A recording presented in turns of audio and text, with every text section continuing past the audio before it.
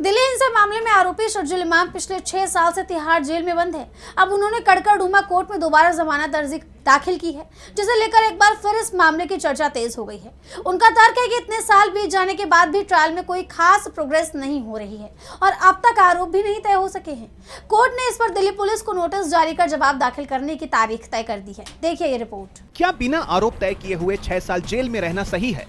दिल्ली हिंसा मामले में आरोपी शर्जील इमाम ने एक बार फिर यही सवाल उठाया है। उन्होंने कड़कड़डूमा कोर्ट में दूसरी बार जमानत की अर्जी लगाई है।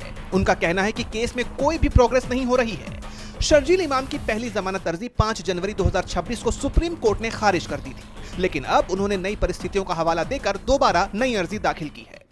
उनका तर्क है कि सुप्रीम कोर्ट के फैसले को 6 महीने बीत चुके हैं, फिर भी केस वहीं का वहीं है। अब तक आरोप तय करने पर बहस भी पूरी नहीं हो सकी है। कड़कड़डूमा कोर्ट के वेकेशन जज डॉक्टर सुमेत कुमार सेठी ने इस मामले में दिल्ली पुलिस को नोटिस भेजा है। पुलिस से जवाब मांगा गया है।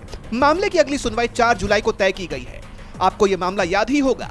बात साल 2020 की है। दिल्ली में सीएए कानून के खिलाफ प्रदर्शन चल रहे थे। तभी उत्तर पूर्वी दिल्ली में हिंसा भड़क गई। पुलिस ने इसके पीछे एक बड़ी साजिश का केस दर्ज किया। इसमें यूएपीए जैसी बेहद सख्त धाराएं लगाई गई। शर्जील इमाम पर भड़काऊ भाषण देने और हिंसा भड़काने का आरोप लगा। तब से यानी पिछले 6 सालों से वो तिहाड़ जेल में बंद है। इसी केस में उमर खालिद भी आरोपी हैं और उन्होंने भी कोर्ट से जमानत मांगी हुई है।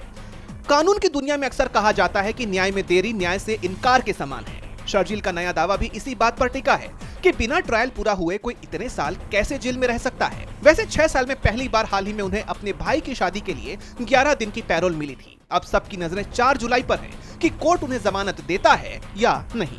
बीबी लाइव दिल्ली की रिपोर्ट।